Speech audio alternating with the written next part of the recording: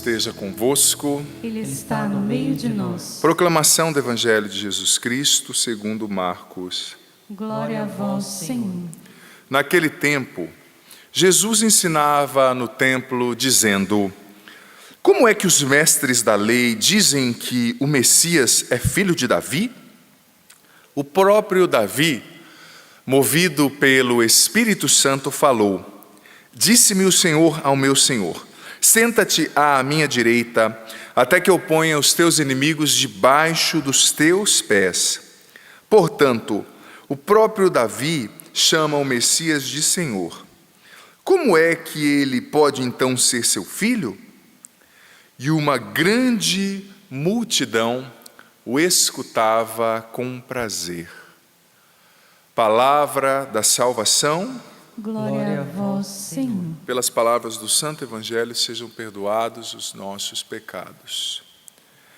Nós te pedimos, Senhor, derrama sobre nós a graça do Teu Espírito, abrindo nosso coração, nosso entendimento, nossa percepção, cognição, para receber a Tua palavra, que essa palavra, Senhor, produza frutos em nós.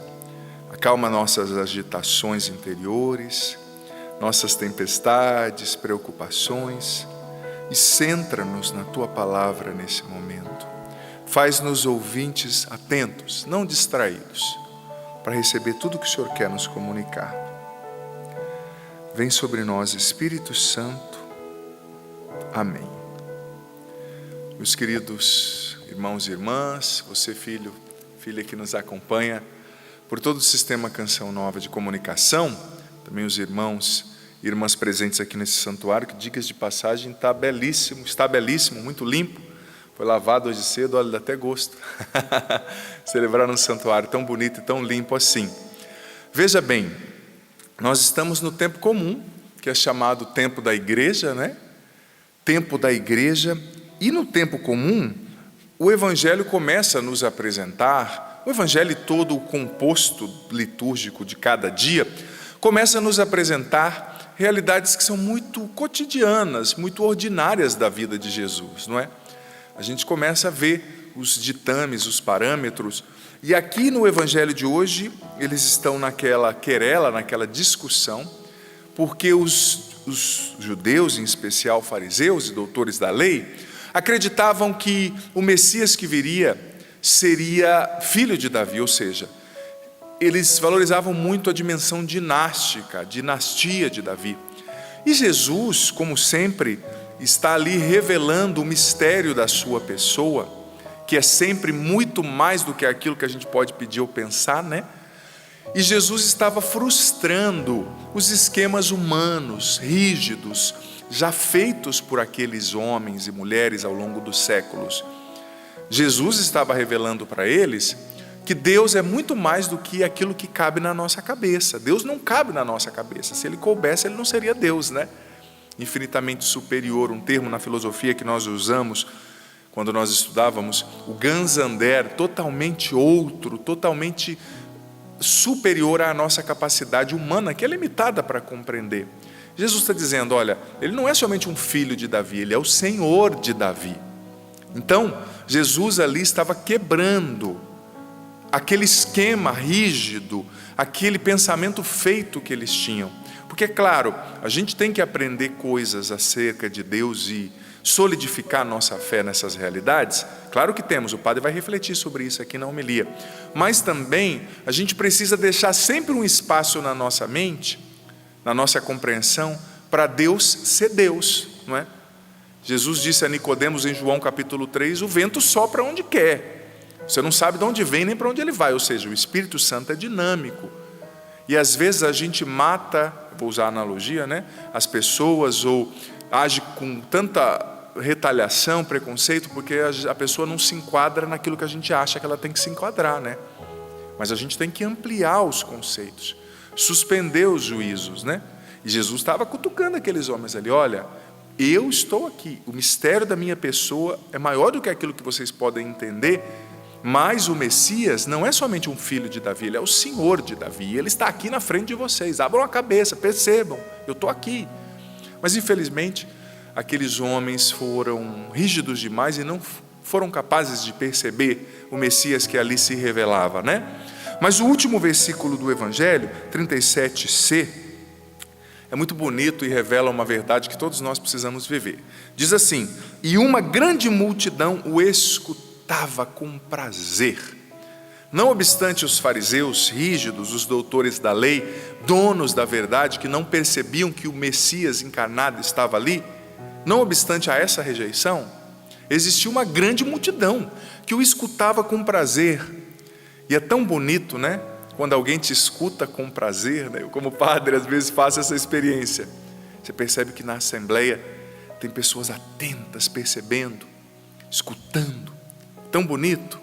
E ao mesmo tempo, todos nós precisamos desenvolver, filho, filha, essa habilidade interior de escutar a Deus com prazer.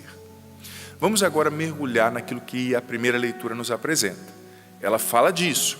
A primeira leitura da carta de São Paulo a Timóteo é muito importante, e ela fala, a segunda carta de São Paulo a Timóteo, no capítulo 3, ela fala da ação da Sagrada Escritura na nossa vida e da fé.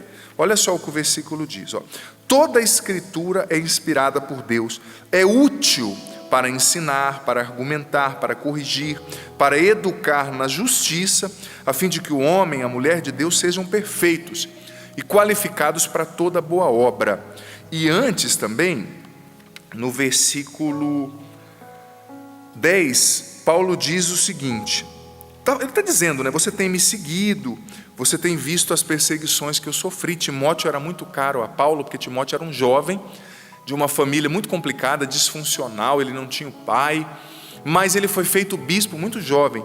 E São Paulo diz o seguinte para ele, continua dizendo, versículo 14, permanece firme naquilo que aprendestes e aceitastes como verdade. E depois no finalzinho, como o padre leu, São Paulo fala do poder da Escritura. Em primeiro lugar, São Paulo está falando de dois processos muito peculiares e que são necessários para que a gente viva a vida de fé. Permanece firme naquilo que recebeste, naquilo que aprendeste. Em primeiro lugar, a fé vem através de um receber. A gente recebe a fé através da Escritura, através do testemunho dos outros crentes, através da tradição da igreja, através do magistério. E a gente precisa permanecer firme nessa fé que a gente recebeu. A igreja tem mais de 2000 anos. Não podemos trocar a nossa fé por fábulas encantadoras, por caminhos mais fáceis, por coisas muito místicas que não comprometem. Não, recebo e guardo. Mas São Paulo também está falando no versículo 14 sobre o segundo processo. Primeiro você recebe e depois de receber, você racionalmente medita e aceita. Então a fé, ela não é só uma imposição. Não é só uma imposição que vem de cima, eu recebo e acabou. Não, ela é um processo de aprendizagem também. Você recebeu a verdade da Escritura, do magistério, da tradição, do testemunho da sua família, mas você precisa racionalmente entrar nesse mistério, entender, aprender, fazer uma experiência pessoal com essa verdade, para então ela se encarnar no teu coração, no teu comportamento, nas tuas emoções. Não é só um receber, é também um refletir, é também um aceitar, é também um fazer a experiência pessoal com essa verdade, para que então ela se torne uma prática. Porque veja bem, se você acredita somente por causa do testemunho de outro, ou porque a tua mãe pediu para você acreditar, ou porque a tua avó ia na igreja, ou porque é bom ir na missa, a hora que vier a primeira perseguição, você vai abandonar a fé. Você tem que receber o ensinamento, mas você tem que deixar esse ensinamento cair dentro de você. Você tem que fazer uma experiência pessoal com esse ensinamento. Você tem que aceitar com toda a tua convicção. E olha, na fé, entenda bem o que eu vou dizer, existe lugar para dúvida. Em que sentido o padre está querendo dizer? É que nem sempre você vai receber e falar, é isso mesmo. Às vezes a gente tem dúvida. Eu tinha muita dúvida no tempo do seminário. Às vezes deixava meus professores quase loucos.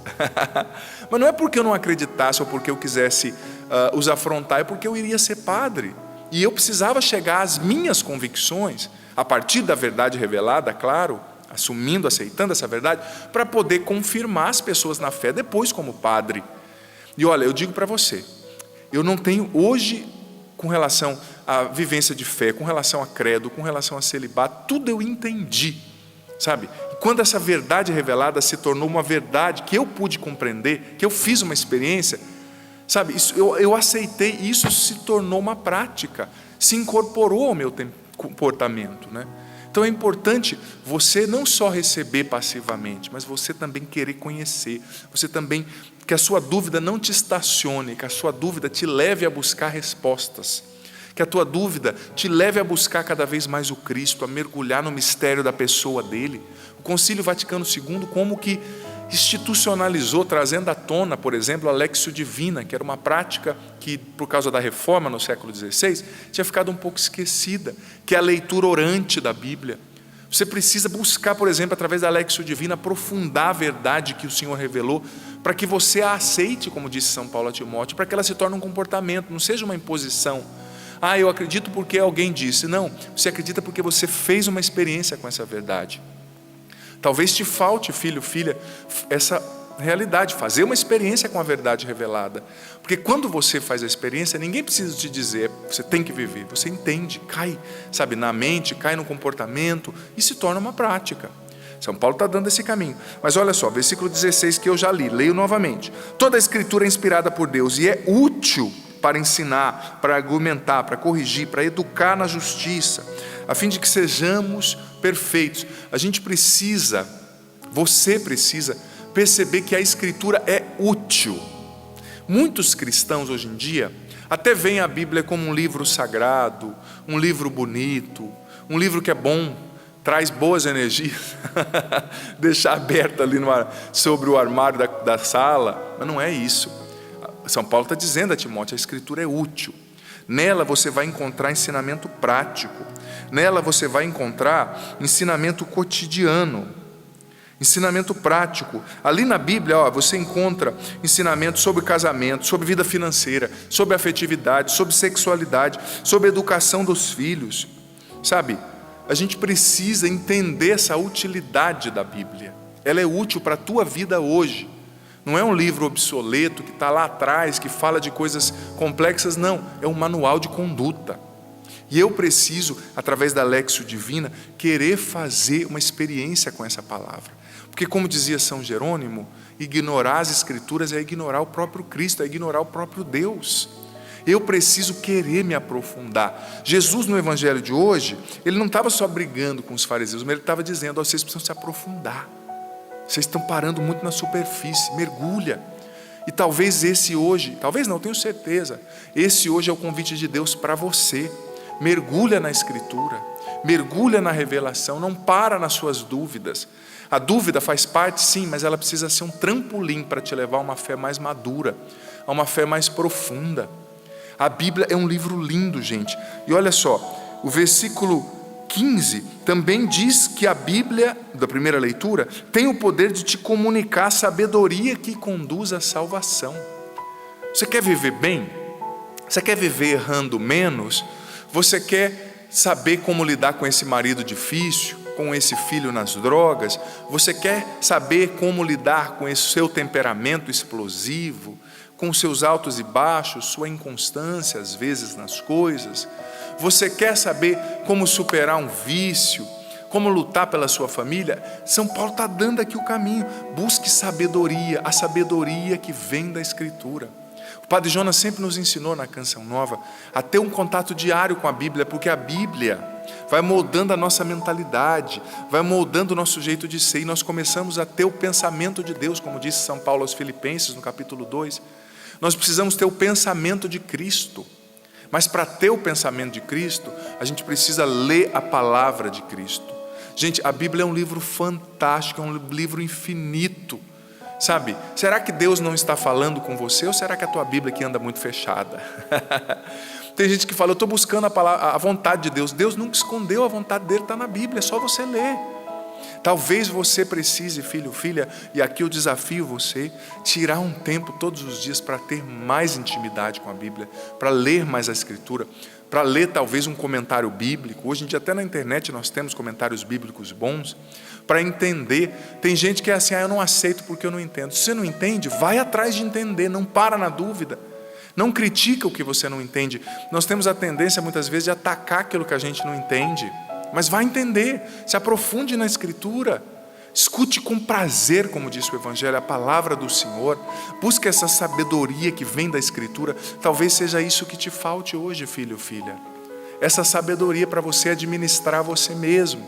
Para você administrar esse pouco dinheiro, essa crise financeira, esse medo, essa depressão, essa angústia. Você precisa de sabedoria. E a sabedoria vem da Escritura, que é útil. Ela corrige, ela exorta. Às vezes as nossas paixões, nossos achismos nos arrastam para um lado. Aí vem a palavra e nos leva novamente para o caminho certo. É preciso ter contato com a Bíblia. A Bíblia é um livro sagrado, fantástico e útil, cotidiano. Senhor, eu te peço, dá-nos a graça de te escutar com prazer, como aquela multidão do Evangelho de hoje, Senhor. Nós queremos te escutar com prazer, Jesus. Liberta-nos dos achismos, liberta-nos das ideologias, liberta-nos, Senhor, dos preconceitos com relação à Bíblia, com relação à religião. Dá-nos a graça, Senhor, de nos aprofundar na fé, nos aprofundar em Ti. Nós queremos Te conhecer mais, Jesus. Nós queremos conhecer mais a Tua verdade, o Teu coração. Jesus, leva-nos à profundidade no Teu conhecimento. Dá-nos a graça de Te escutar com prazer. Liberta-nos dos preconceitos, dos julgamentos, das verdades rígidas, que às vezes nos impedem de mergulhar no mistério que é a Tua pessoa. Tu és a palavra, Senhor, a palavra de Deus que se fez carne. Dá-nos um amor pela Bíblia, um amor pelo sagrado. Liberta-nos, Jesus, de tudo que nos deixa presos às nossas dúvidas. Há lugar para a dúvida na fé, mas a dúvida precisa ser um trampolim para a nossa profundidade, para o nosso aprofundamento na fé, e não pode nos estacionar.